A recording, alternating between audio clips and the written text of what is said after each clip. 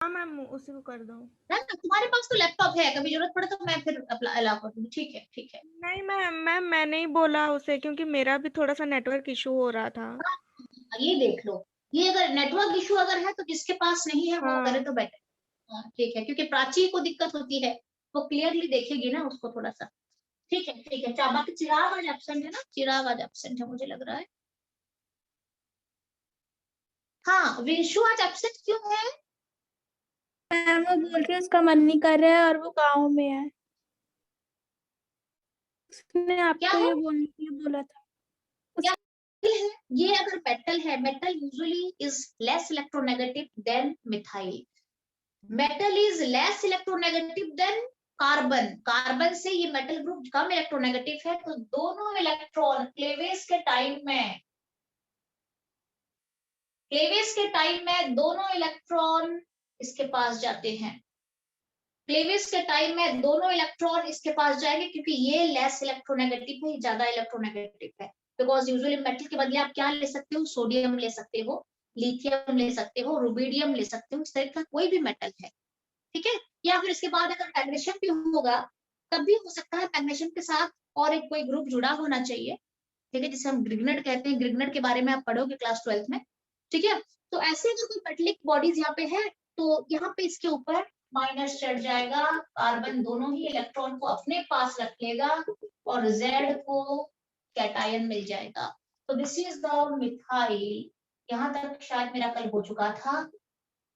Carb anion. Similarly ethyl carbon ion भी होता है, आइसोप्रोपाइल कार्बन आयन भी होता है, टर्शियरी ब्यूटाइल कार्बन आयन भी होता है, एक्सेट्रा एक्सेट्रा। काफी जहाँ पे कार्बन के ऊपर नेगेटिव चार्ज है उस तरीके का आप देख लेना कितने कार्बन है, खुद बना लेना। जल्दी से फटाफट चलते हैं, इसका शेप में चलते हैं। CH3 माइनस का जो शेप है कैसा होता है, ये है मिथाइल कार्बन आयन। देख लेते हैं, कल मैंने शायद आपको बताया भी था। ऐसे रहेगा ये, और इस तरीके से यहाँ पे पेयर रहेगा। जैसे कार्बोकैटायन में आपने क्या देखा, ये पूरा एम्प्टी था, यहाँ पे लोन पेयर रहेगा। मतलब पी ऑर्बिटल जो है वो एम्प्टी नहीं है, लोन पेयर उसके पास है। देखो ना, लोन पेयर दिख रहा है आपको यहाँ पे, इसको मैंने एक ऑर्बिटल में डाल दिया। साथ में मुझे यहाँ पे माइनस का साइन भी देना पड़ेगा क्योंकि नेगेटिव चार्ज आ चुका है। ठीक है। अच्छा, आप मुझे बताओ इसका हाइब्रिडेशन क्या बताया था मैंने? sp3 sp3 बताया था। शेप क्या बताया था? पिरामिडल। पिरामिडल बताया था। ये एमोनिया मॉलिक्यूल को बिल्कुल रिजेंबल करता है, इसका जो शेप है। और यहाँ पे ऑक्टेट जो है कंप्लीट या इनकम्प्लीट होता है? कंप्लीट। दैट मींस ये एक न्यूक्लियोफाइल कह सकते हो। अभी आपको नेक्स्ट टॉपिक जो है वो इलेक्ट्रोफाइल न्यूक्लियोफाइल है। तो ये एक न्यूक्लियोफाइल है, इलेक्ट्रॉन रिच है, इलेक्ट्रॉन रिच है, इसके पास ज्यादा इलेक्ट्रॉन, एक लोन पेयर एक्स्ट्रा आ चुका है, इसके पास नेगेटिव चार्ज भी है, इलेक्ट्रॉन रिच हो गया है। लुईस बेस कह सकते हो आप इसको, या फिर आप इसे न्यूक्लियोफाइल भी कह सकते हो। These are the other names given to this species. ठीक है। आप और भी कई नाम से हम इसे जान सकते हैं, लाइक लुईस बेस कह सकते हो, न्यूक्लियोफाइल कह सकते हो आप इसको, इलेक्ट्रॉन रिच कह सकते हो आप इसको, एटसेट्रा एटसेट्रा। ठीक है। तो these are the facts about carbon ion. ये सिंपल मिथाइल कार्बन आयन है। अब हम चलते हैं स्टेबिलिटी ऑर्डर, यहीं पे बताती हूँ आपको। ठीक है। अब इसको मैं स्ट्रक्चर सेम आपने ड्रॉ कर लिया होगा, कल भी बताया था। तो अब इसको मैं रफ करके यहाँ पे स्टेबिलिटी ऑर्डर पे चलते हैं।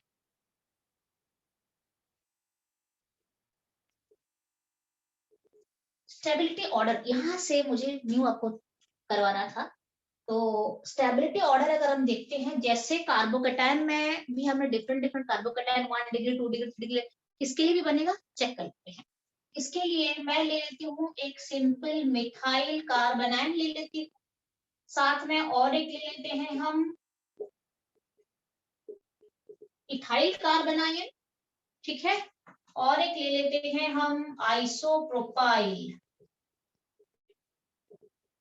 ध्यान रहे, खाली माइनस देना नहीं है, एक लोन पेयर को भी दिखाना है आपको कार्बन आयन में। ये है आइसोप्रोपाइल कार्बन आयन। और एक है मेरे पास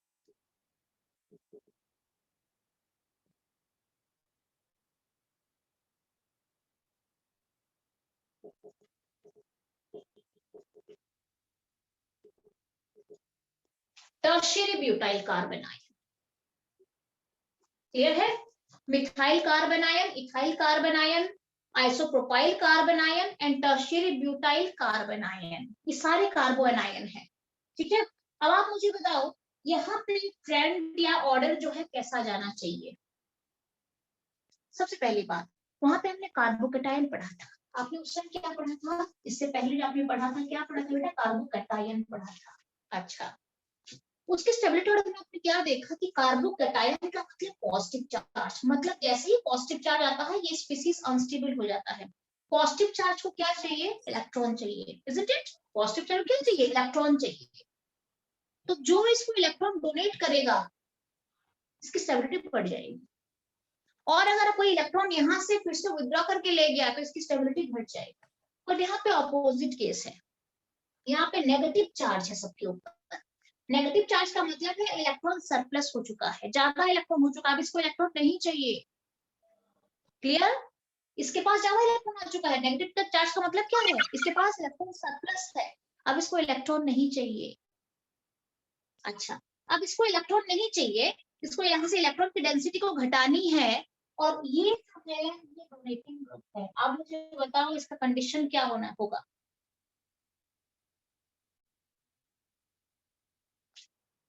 यस, इट प्रॉपर्ली विजिबल, आप मुझे बता सकते हो। यहाँ पे ये मिथाइल ग्रुप है, सिंपल, यहाँ पे कोई डोनेटिंग विथड्रॉइंग है नहीं, बट इसके साथ एक डोनेटिंग ग्रुप है। All alkyl groups are electron donating groups, all alkyl groups are electron donating group, आपको मैंने पहले ही बताया है। ये इसको डोनेट कर, इसके पास ऑलरेडी ज्यादा इलेक्ट्रॉन हो गया है, इसको इलेक्ट्रॉन नहीं चाहिए, और ये क्या कर रहा है, ऊपर से और इलेक्ट्रॉन दे रहा है, तो क्या होना चाहिए, स्टेबिलिटी बढ़ेगी या घटेगी, मैम घटेगी। घटेगी ना, दैट मींस, अच्छा चलो यहाँ पे स्टेबिलिटी घट गई, यहाँ पे सरप्लस इलेक्ट्रॉन है, इसको इलेक्ट्रॉन नहीं चाहिए, बट ये दो डोनेटिंग ग्रुप इसको और इलेक्ट्रॉन दे रहे हैं, तो स्टेबिलिटी बढ़ेगी या और भी घट जाएगी, मैम ज्यादा घटेगी। घट जाएगी। और भी घट जाएगी, इसको इलेक्ट्रॉन नहीं चाहिए, मना कर रहा है, इसको इलेक्ट्रॉन नहीं चाहिए, बट ये दोनों ग्रुप जो है रिलीजिंग ग्रुप इसको और देते जा रहे हैं इलेक्ट्रॉन, तो इसकी स्टेबिलिटी और घट जाएगी। यहाँ पे 3 डोनेटिंग ग्रुप हैं, तो इसकी स्टेबिलिटी और भी घट जाएगी। अब मुझे बताओ सबसे ज्यादा स्टेबल क्या कौन है,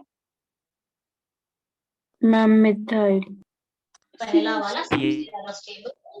तो ध्यान रहे कार्बोकैटायन और एनायन के ऑर्डर में उल्टा हो जाता है। कार्बोकैटायन में क्या होता था, जितना मिथाइल ग्रुप डालोगे स्टेबिलिटी बढ़ती थी कार्बोकैटायन में, बट कार्बो एनायन में जितना मिथाइल ग्रुप डालोगे उतनी स्टेबिलिटी घटती जाएगी, क्योंकि डोनेटिंग ग्रुप है, ये एक्स्ट्रा और दे रहा है उसको इलेक्ट्रॉन। क्लियर है, तो अब मैं क्या लिख रही हूँ यहाँ पे, आपको ये बता रही हूँ, ये मिथाइल कार्बन आयन है, और ये 1 डिग्री है, ये 2 डिग्री है, और ये 3 डिग्री है। ऑर्डर क्या है, मिथाइल सबसे ज्यादा होगा, फिर 1 डिग्री, फिर 2 डिग्री, फिर 3 डिग्री सबसे कम स्टेबल होगा अगर एनायन का केस है तो। कार्बन आयन, ये फटाफट से आप लिखो इसे, उसके बाद मैं इसको रब करके यहीं पे एक्सप्लेन करूंगी दूसरा वाला। डन है तो बोल देना। Done ma'am. डन है, अच्छा। तो अब आपने क्या देखा कि कार्बोनाइन के ऊपर मैंने इलेक्ट्रॉन डोनेटिंग या रिलीजिंग ग्रुप को डाल दिया, एल्किल ग्रुप को डाल दिया है, तो स्टेबिलिटी का ऑर्डर आपने देख लिया, सबसे कम स्टेबल हो जाएगा 3 डिग्री।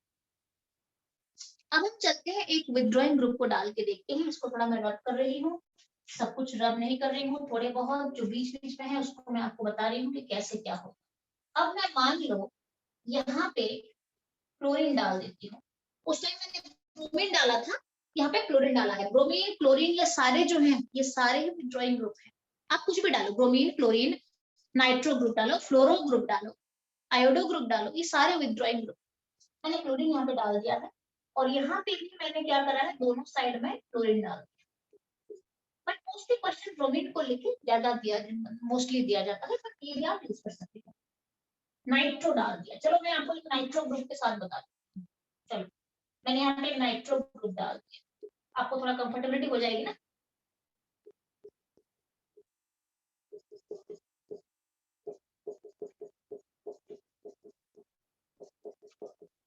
अब आप मुझे बताओ स्टेबिलिटी का ऑर्डर अभी क्या होगा, मैम स्टेबिलिटी बढ़ जाएगी। रिवर्स हो जाएगा ना ऑर्डर जो है मेरा, क्योंकि अब ये विथड्रॉइंग ग्रुप है। ये क्या करता है, विथड्रॉ करता है। इसके पास डेंसिटी ज्यादा बन रही थी, ये अनस्टेबल हो रहा था, ज्यादा डेंसिटी बन रही थी। अब इसने क्या करा, थोड़ी सी डेंसिटी अपने तरफ खींच लिया, तो ये थोड़ा बेटर फील करेगा ना अभी, isn't it? Yes ma'am. Stability बढ़ेगी इसकी। अच्छा, अब यहाँ पे भी इलेक्ट्रॉन बहुत ज्यादा है और दोनों तरफ थोड़ा थोड़ा विथड्रॉ हो गया इलेक्ट्रॉन, स्टेबिलिटी और बढ़ जाएगी। यहाँ पे भी मैंने विथड्रॉ कर दिया है, तीनों ग्रुप विथड्रॉ कर रहे हैं। एक पे नाइट्रो, एक पे क्लोरीन भी दे सकते हैं, एक पे ब्रोमीन भी दे सकते हैं। विथड्रॉ अगर करना है तो सारे ग्रुप विथड्रॉ करेंगे। क्लियर है? तो इसकी स्टेबिलिटी सबसे बेटर रहेगी। इसके लिए स्टेबिलिटी का ऑर्डर आपको ये दिखाना है।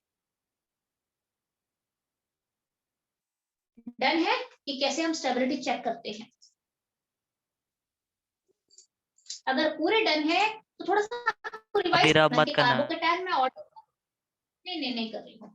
कार्बोकैटायन में कौन सा ऑर्डर लेता है, अगर रिलीजिंग ग्रुप है और विथड्रॉइंग ग्रुप है तो। और कार्बो एनायन में कौन सा ऑर्डर लेता है, अगर रिलीजिंग ग्रुप है एंड विथड्रॉइंग ग्रुप है, दोनों अलग अलग है, तो कैसे हम देखेंगे उसको। ठीक है, and if this is done, उसके बाद मैं आपको सीधे लेके चलूंगी। ये मेरा हेटेरोलिटिक फिशन डन हो चुका है। अब हम चलेंगे होमोलिटिक फिशन कैसे होता है और क्यों होता है। ये भी आपके लिए एक नया पॉइंट बनेगा, न्यू टॉपिक है पूरा। वैसे आपको आज से पहले carbocation, कार्बो I mean anion cation के बारे में तो पता ही था, पर आपको एक न्यू टर्म पे लेके जा रही हूँ मैं, that is free radical. So what are free radicals, अब हम पढ़ेंगे होमोलिटिक फिशन में पढ़ेंगे। This is done. Yes ma'am. Okay,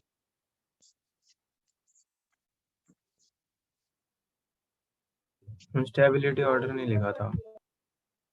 अरे ये देख लेना अर्पित भेज देगा, देख। ठीक है, अच्छा लेट भी आया है।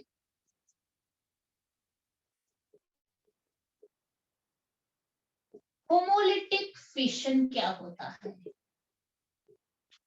सबसे पहले होमोलिटिक फिशन कहाँ पे होता है। आपने अभी क्या पढ़ा, हेटेरोलिटिक फिशन कहाँ पे होता था, पोलर मॉलिक्यूल। पोलर तो मतलब है जहाँ पे नेगेटिविटी का, इलेक्ट्रोनेगेटिविटी का डिफरेंस ज्यादा होता था, वहां पे हेटेरोलिटिक फिशन होता था और दोनों एटम में से कोई एक एटम दोनों इलेक्ट्रॉन को ले लेता था खींच के। ठीक है, एक पे कैटायन दूसरे पे एनायन बनता। होमोलिटिक का मतलब है ये नॉन पोलर मॉलिक्यूल में होता है। इसे हम नॉन पोलर फिशन भी कहते हैं,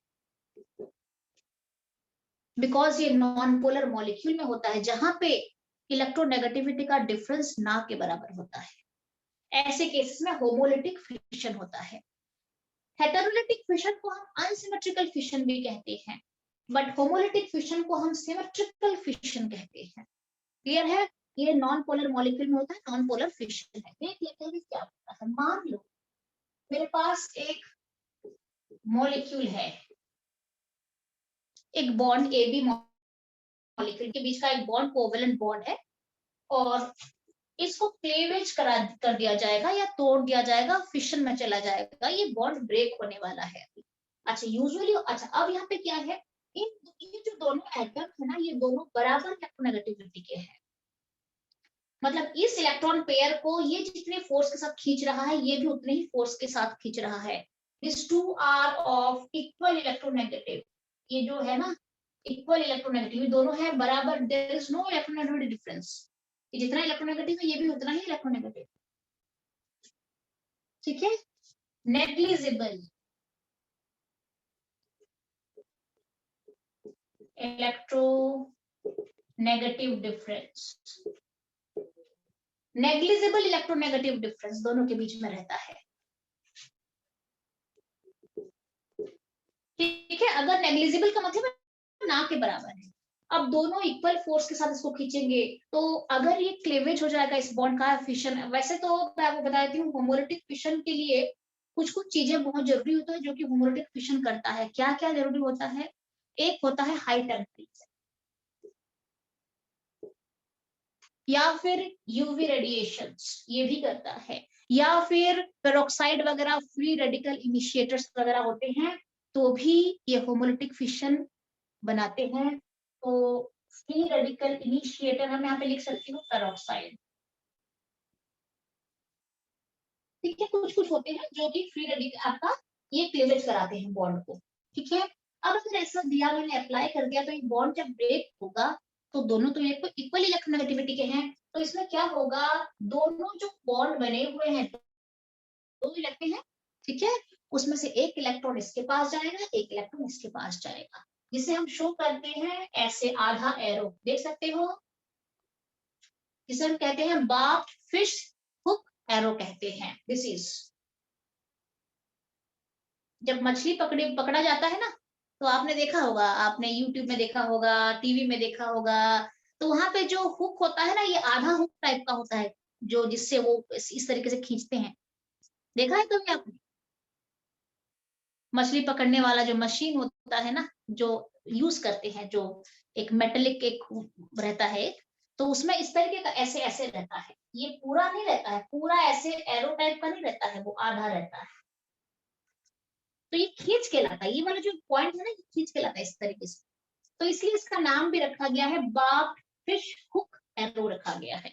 आप देख सकते हो जो एरो है, ये आधा एरो है, मैंने कंप्लीट एरो नहीं दिया है, मैंने ऐसे एरो नहीं बनाया है, मैंने आधा एरो दिया है, क्लियर है? अच्छा, तो डिनोट करा जाता है, इसका मतलब क्या है, एक इलेक्ट्रॉन इसके पास जाएगा, दूसरा इलेक्ट्रॉन इसके पास जाएगा, ऐसे में क्या जनरेट होता है, अभी आपने कार्बोकैटायन पढ़ लिया, कार्बोएनायन पढ़ लिया, बट अगर दोनों दो इलेक्ट्रॉन दो अपोजिट डायरेक्शन में जाते हैं, एक एक इलेक्ट्रॉन जाते हैं, तो there is a generation of free radical. Free radical किसे कहते हैं, मैं आपको बताती हूँ। अब इसका क्या हो जाएगा, एक इलेक्ट्रॉन इसके ऊपर जाएगा और दूसरा इलेक्ट्रॉन इसके ऊपर जाएगा, this is known as a free radical. अब ये ना ये पेयर्ड है ना डेफिशिएंट है, समझ में आ गया ना यहाँ पे प्लस आया है ना माइनस आया है, एक एक दोनों में डिस्ट्रीब्यूट हो चुका है, so these are free radical, this is also a free radical, this is also a, अगर ये सिंगल इलेक्ट्रॉन अपीयर करता है कार्बन के ऊपर, तो हम क्या कहते हैं, कार्बन फ्री रेडिकल कहते हैं, क्या कहते हैं, कार्बन फ्री रेडिकल कहते हैं। मान लो ये एक के ऊपर आया है, अगर ये कार्बन यहाँ पे होता, कार्बन के ऊपर एक डॉट आता, एक सिंगल इलेक्ट्रॉन अपीयर करता, तो उसे कहते हैं कार्बन फ्री रेडिकल। तो अब हम चलते हैं, कार्बन फ्री रेडिकल कहाँ पे दिखेगा, कैसे दिखेगा, सो फॉर्मेशन ऑफ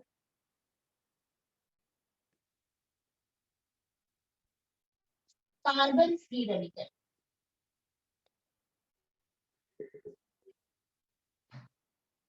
अच्छा, कार्बन फ्री रेडिकल यूजुअली कब, आपको मैंने कहा कि अगर डिफरेंस नहीं है दोनों में, तो जब क्लीवेज होता है तो फ्री रेडिकल बनता है। तो मैं एक एग्जांपल ले लेती हूँ, ये एक मॉलिक्यूल मैंने यहाँ पे ले लिया है, अब यहाँ पे दोनों कार्बन के बीच में कोई नेगेटिविटी का डिफरेंस नहीं है, दोनों सिमिलर है, देख सकते हो, आप नहीं बोल सकते हो कि ज्यादा इलेक्ट्रोनेगेटिव है।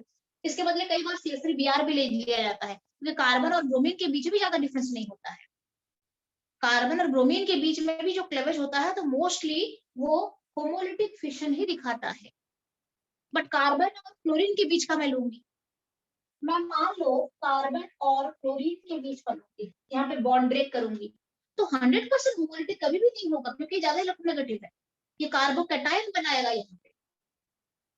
मान लो मैं यहाँ पे Br ले लेती हूँ, ये थोड़ा सा इन दोनों की इलेक्ट्रोनेगेटिविटी आसपास के आ चुके हैं अब, ठीक है, इन दोनों के इलेक्ट्रोनेगेटिविटी के आसपास के आ चुके हैं, तो यहाँ पे अगर बॉन्ड क्लीवेज करूंगी तो चांसेस होता है कि फ्री रेडिकल बन जाए, ये फ्री रेडिकल बना सकता है।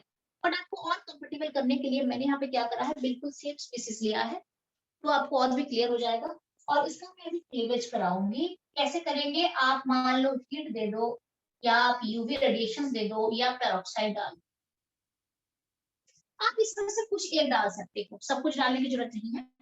तो इसे क्लीवेज जब होगा तो क्या होगा, दोनों इक्वली इलेक्ट्रोनेगेटिव है, तो एक यहाँ पे जाएगा, दूसरा वाला यहाँ पे जाएगा, तो क्या बनेगा यहाँ पे बनेगा methyl free radical, and another one is also methyl free radical.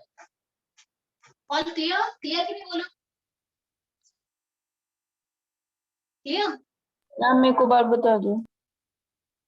कुछ भी नहीं है, यहाँ पे आपको ये बताया गया है कि मॉलिक्यूल में अगर इलेक्ट्रोनेगेटिव डिफरेंस नहीं होता है और बॉन्ड ब्रेक होता है, तो ये जो बॉन्ड है ये 2 इलेक्ट्रॉन से बना हुआ बॉन्ड है, एक इलेक्ट्रॉन इसके पास जाएगा, दूसरा इलेक्ट्रॉन इसके पास जाएगा, दोनों के ऊपर मैंने एक इलेक्ट्रॉन डाल दिए हैं, दीज आर फ्री रेडिकल। जब कार्बन के ऊपर चढ़ता है एक इलेक्ट्रॉन तो हम उसे कहते हैं कार्बन फ्री रेडिकल।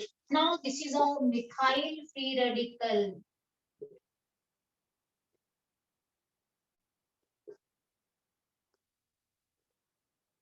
ये भी मिथाइल फ्री रेडिकल है।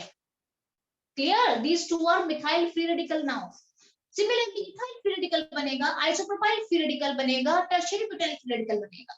And these are also electron deficient compound. ये भी इलेक्ट्रॉन डेफिशिएंट ही है, ये इनकम्प्लीट है ना। एक इसे कहते हैं unpaired electron. This is known as unpaired electron. And unpaired electrons are always unstable, they are always unstable. उनको अपना पेयर चाहिए, अभी उसको अपना पेयर चाहिए, अभी अपना पेयर को ढूंढेगा तब जाकर स्टेबिलिटी पाएगा थोड़ा सा, क्योंकि यहाँ पे भी ये अनपेयर्ड है, सिंगल इलेक्ट्रॉन है। This is also electron deficient molecule. अब ये स्पीसीज, तो अब हम चलते हैं कि इसका स्ट्रक्चर थोड़ा सा आपको बता देती हूँ, आप देख लो एक बार। CH3 के ऊपर मैंने सिंगल एक डॉट डाला है, this is my methyl free radical.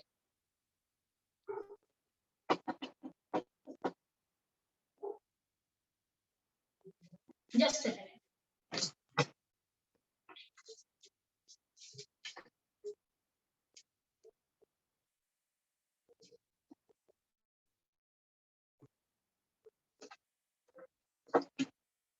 ठीक है, this my methyl free radical.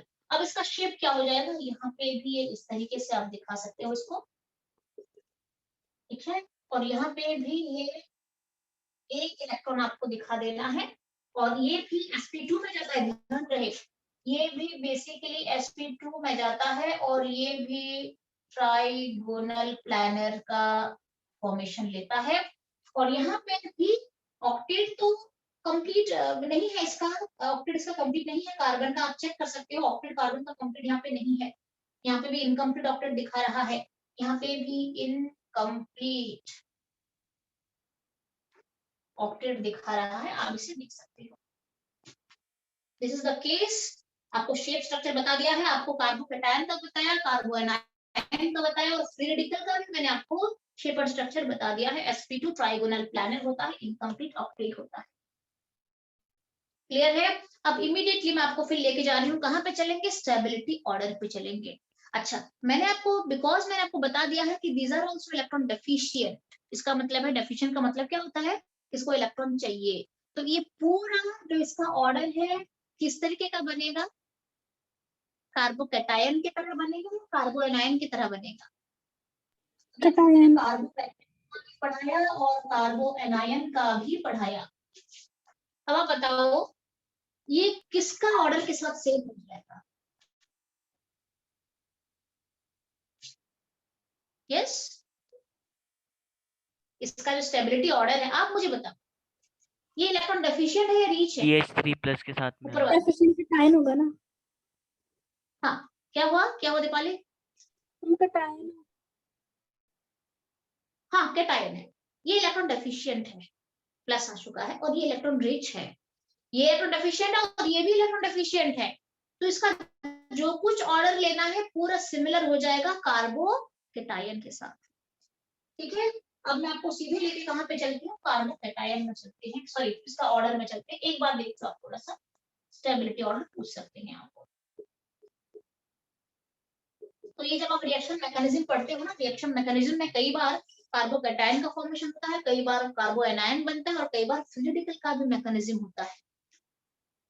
Organic chemistry का मतलब है मोस्टली आपको इन तीनों के बारे में मोस्टली रहता है, आपका मैकेनिज्म वगैरह जो होता है। कई बार कार्बोकैटायन फॉर्मेशन, कई बार कार्बोएनायन फॉर्मेशन, कई बार फ्री रेडिकल फॉर्मेशन। तो स्टेबिलिटी ऑर्डर लेते हैं क्या हो जाएगा, ये है methyl free radical, this is less stable than ethyl free radical, this is again less stable than isopropyl free radical। मैंने सिंगल इलेक्ट्रॉन डाला है, देख लो। this is still less stable than tertiary butyl free radical, exactly same as that of carbocation। अगर मैं यहाँ पे ये सारे रिलीजिंग ग्रुप है, रिलीजिंग ग्रुप में ये ऑर्डर दिखा रहा है। अगर मैं यहाँ पे विथड्रॉइंग ग्रुप डाल दूं तो ऑर्डर उल्टा हो जाएगा, हो जाएगा नहीं? Yes ma'am. रिलीजिंग ग्रुप है, अगर मान लो मैं ब्रोमीन या नाइट्रो वगैरह डाल दूंगी तो ऑर्डर उल्टा हो जाएगा, ये सबसे ज्यादा स्टेबल हो जाएगा। फिर उसके बाद फिर ये अगर ब्रोमीन नाइट्रो कुछ डालती हूँ तो फिर ये तो ये आप खुद भी लिख सकते हो। अभी आपको कंसेप्ट पता चल गया है कि इसका जो भी ट्रेंड रहता है एग्जैक्टली कार्बोकैटायन के जैसा ही रहेगा। ये आप खुद अगर कर सकते हो तो हम सीधे चलते हैं कहाँ पे, इसमें चलते हैं इलेक्ट्रोफाइल न्यूक्लियोफाइल्स में लेके चलती हूँ आपको मैं। डन है?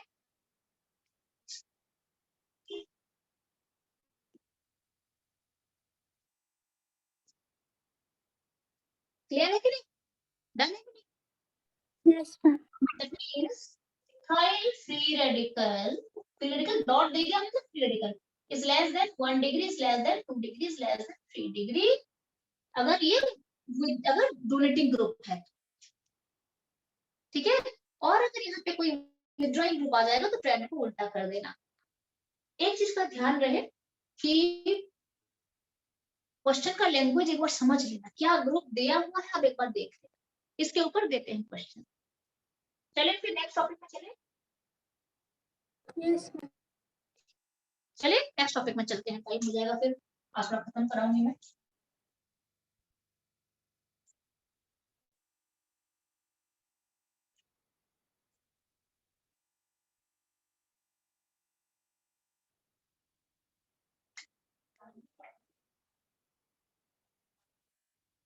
उसके बाद चलते हैं इलेक्ट्रोफाइल्स एंड न्यूक्लियोफाइल्स।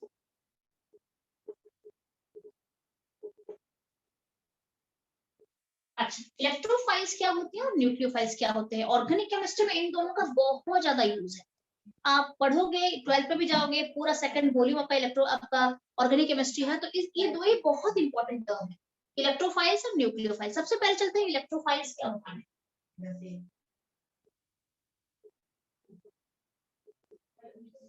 अच्छा, इलेक्ट्रोफाइल्स का मतलब है इलेक्ट्रॉन लविंग, इलेक्ट्रॉन लविंग और इलेक्ट्रॉन सीकिंग, ठीक है। इलेक्ट्रोफाइल्स का मतलब है इलेक्ट्रॉन लविंग और इलेक्ट्रॉन सीकिंग। ऐसा स्पीसीज जो इलेक्ट्रॉन को ढूंढ रहा है, दैट मींस वो स्पीसीज डेफिनेटली इलेक्ट्रॉन डेफिशिएंट होगा ना, तब तो वो इलेक्ट्रॉन लविंग है। Are you getting the point? अगर कोई स्पीसीज इलेक्ट्रॉन लविंग है इसका मतलब क्या है, उसके पास इलेक्ट्रॉन की कमी है। Is it? यस। ठीक है, तब वो इलेक्ट्रॉन लविंग होगा ना। ये इलेक्ट्रॉन सीकिंग मतलब इलेक्ट्रॉन को ढूंढेगा, वो कब होगा? जब उसके पास इलेक्ट्रॉन डेफिशिएंट। तो these are positively charged species or electron deficient neutral molecule। Clear है? ये दो तरीके के होते हैं इलेक्ट्रोफाइल्स जो होते हैं, वो इलेक्ट्रॉन लविंग होते हैं और इलेक्ट्रॉन सीकिंग होते हैं। इसका मतलब है वो डेफिनेटली इलेक्ट्रॉन डेफिशिएंट है। तो क्या क्या हो सकते हैं? आइदर पॉजिटिवली चार्ज स्पीसीज हो सकते हैं क्योंकि पॉजिटिव चार्ज को इलेक्ट्रॉन चाहिए, या फिर इलेक्ट्रॉन डेफिशिएंट न्यूट्रल मॉलिक्यूल भी हो सकते हैं। न्यूट्रल मॉलिक्यूल भी होगा और इलेक्ट्रॉन डेफिशिएंट भी होगा, तब वो इलेक्ट्रॉन लविंग होगा। क्लियर है? डन है? also known as, these are also known as Lewis acid. हम इसे लुईस एसिड के नाम से भी जानते हैं इलेक्ट्रोफाइल्स को, लुईस एसिड।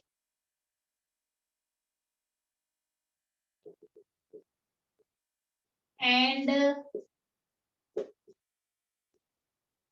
दे अटैक, इलेक्ट्रोफाइल्स हमेशा न्यूक्लियोफिलिक सेंटर को अटैक करता है। इलेक्ट्रोफाइल हमेशा न्यूक्लियोफिलिक सेंटर का मतलब होता है जो इलेक्ट्रॉन रीच हो उसे अटैक करता है, क्योंकि वो खुद इलेक्ट्रॉन डेफिशिएंट है। All clear? एंड क्या लिखा मैंने? They are also known as Lewis acid and they attack nucleophilic centre. Write down. Deficient ही होते हैं ना मतलब ये? क्या हुआ बेटे अर्पित? मैं क्या मैम ये कंफर्म कर रहा था, लुईस एसिड डेफिशिएंट ही होते हैं ना? हाँ, लुईस एसिड का मतलब ये एफिशिएंट है। तो हम अभी इलेक्ट्रोफाइल का भी एग्जांपल दूंगी आपको। इलेक्ट्रोफाइल्स क्या है, थोड़ा जान लेते हैं। इलेक्ट्रॉन लविंग और इलेक्ट्रॉन सीकिंग होते हैं, मतलब they must be electron deficient, that's why they are electron loving. आपको मिठाई पसंद है और आपके पास, आपको मिठाई को ढूंढोगे, आपके पास मिठाई सरप्लस है तो आप मिठाई को थोड़ा ढूंढोगे। Clear the concept? Yes ma'am. किसी के पास मिठाई नहीं है तो मिठाई को ढूंढ सकता है, उसको मिठाई चाहिए। शी और ही इज स्वीट्स लविंग। अगर उसके पास नहीं है तो उसको सरप्लस दे दोगे, क्या उसको नहीं चाहिए मिठाई फिर? ठीक है, तो these are electron deficient, these are positively charge species, either positively charge species है और इलेक्ट्रॉन डेफिशिएंट न्यूट्रल मॉलिक्यूल भी हो सकते हैं। पूरा एग्जांपल दूंगी अभी आपको। They are also known as Lewis acid and they attack nucleophilic centre. Electrophile nucleophilic centre को अटैक करता है और न्यूक्लियोफाइल इलेक्ट्रोफिलिक सेंटर को अटैक करता है। तो पॉजिटिवली चार्ज स्पीसीज, पॉजिटिवली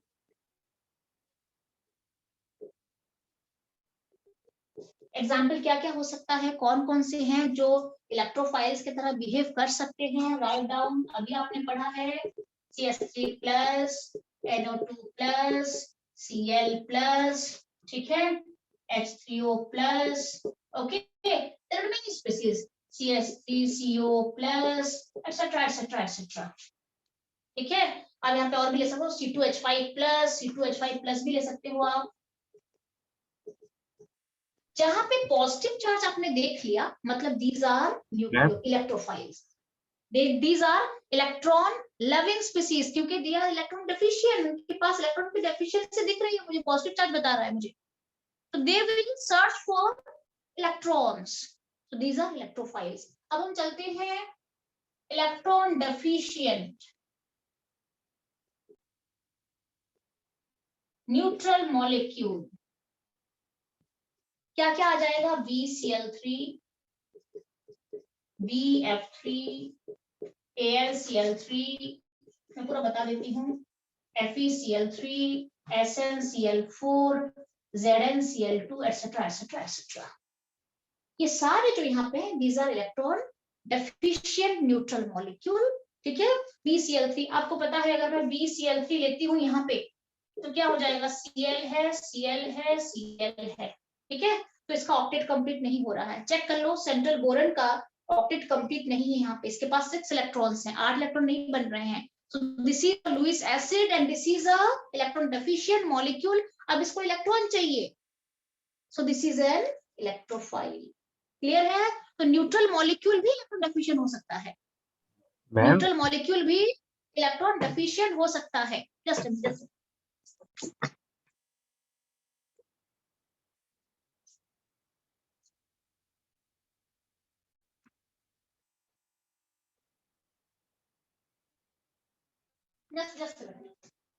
मेरे ख्याल से टाइम भी कितना बच्चा, ज्यादा नहीं होगा अभी इसके लिए ना, है ना? अभी आपको थोड़ा सा बता 1 देती मिनट हूँ। है।